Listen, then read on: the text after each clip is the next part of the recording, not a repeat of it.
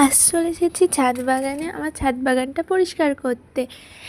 বৃষ্টির জন্য ছাদ বাগানটা একটু এলোমেলো হয়ে রয়েছে, তাই ভাবলাম বাগানটা পরিষ্কার করে দিই। কিন্তু আমার বাগানে এত গাছ রয়েছে যে আমি এটা যদি একা চাই পরিষ্কার করতে পারবো না। তাই ভাবলাম একটা সাইড আজকে পরিষ্কার করি, বাকিগুলো পরে করব। তাই স্টার্ট করে দিয়েছি। প্রথমে পুদিনা গাছটা করে দিয়েছি, তারপর এখানে রয়েছে লঙ্কা গাছ। লঙ্কা গাছের গোড়ায় অনেক ঘাস হয়ে গেছে, তুলে দিলাম। আর কাস্তে দিয়ে এই জায়গাটা একটু খুঁড়ে দিলাম যাতে পানিটা তলা পর্যন্ত যায়।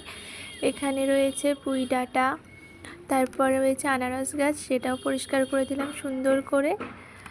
আমরা স্নান করি তাই বলে কি গাছটা পরিষ্কার থাকবে না, গাছেদেরও পরিষ্কার করা দরকার। এর পাশে রয়েছে রজনীগন্ধা গাছ, এবার ফুল এসেছিল। আর রজনীগন্ধা গাছগুলো খুব সুন্দর হয়ে বেড়ে উঠেছে।